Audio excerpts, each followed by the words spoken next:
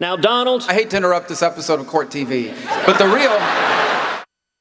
We did start a great deal of that debate about the citizenship of Senator Ted Cruz. Marco Rubio, you join us now. Thanks so much for joining us. I appreciate it. We all do. But Senator, right away, you said you had no problem with Senator Ted Cruz's eligibility to run for president. You disappointed we spent so much time on it? Well, we knew it would come up, right? I mean, it's been a topic all week, and they were going to mention it. And so, you know, it came out, and it was what it was. I thought it went too long. In the end, you either care about it or you don't. I don't. I think the bigger issue is the challenges before America and the damage Barack Obama has done to this country and the damage Hillary Clinton will continue to do. I mean, we have a president that is systematically trying to change this country into something more like what you see in the rest of the world, like the countries in Europe, for example. And my point is, if you want America to be more like those other countries, why don't you just move to those other countries? We want to be America, a place of individual liberty, respect for the Constitution, free enterprise, limited government, and a strong national defense. And I think that's what this election needs to be about, is becoming that again. Sure. Senator, a lot of the first almost 2 hours, there was a lot of back and forth betwixt Mr. Trump and Ted Cruz.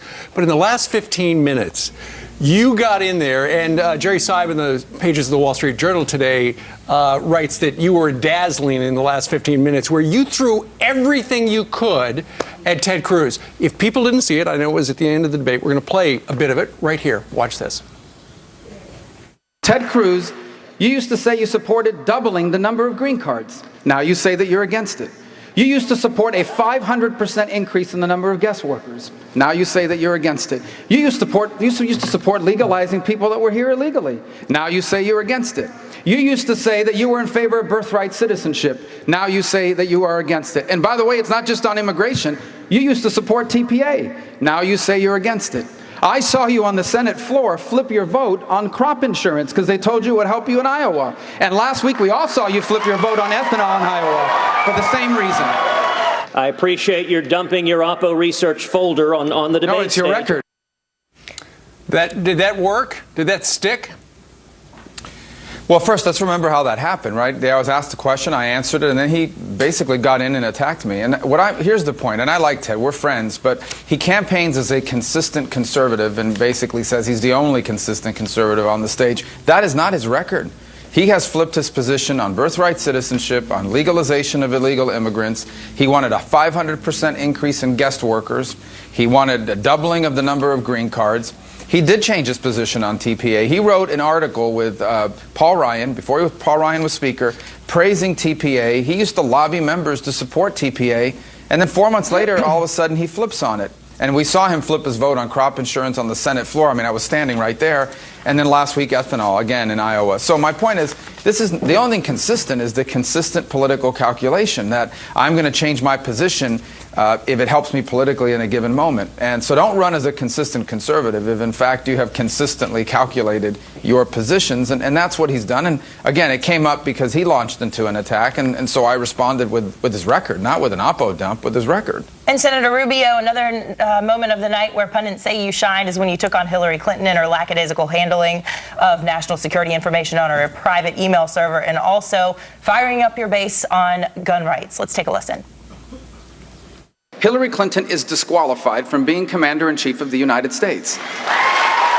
And someone who lies to the families of those 4 victims in Benghazi can never be President of the United States. On the issue of Barack Obama. Barack Obama does not believe that America is a great global power. And that's how you get a foreign policy where we cut deals with our enemies like Iran. And we gut our military. And we go around the world like he has done on 10 separate occasions and apologized for America. There is a war against ISIS, not just against ISIS, but against radical jihadist terrorists. And it is a war that either they win or we win. The Second Amendment is not an option. It is not a suggestion. It is a constitutional right. I am convinced that this president, if he could get rid of the Second Amendment, he would. Because criminals don't buy their guns from a gun show. They steal them, they get them on the black market. And let me tell you, ISIS and terrorists do not get their guns from a gun show. Our producer is showing us several headlines this morning. It's a 3-man race, Cruz, Trump, and Rubio. What do you make of that?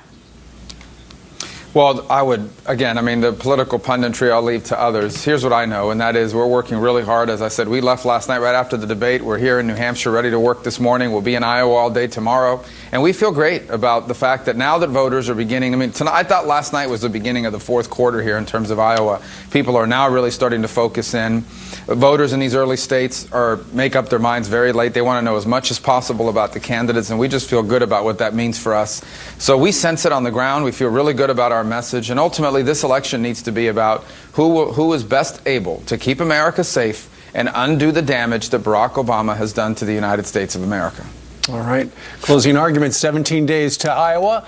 Marco Rubio, thank you very much for joining us live this morning from South Carolina. Thank you. You bet. Have a great day.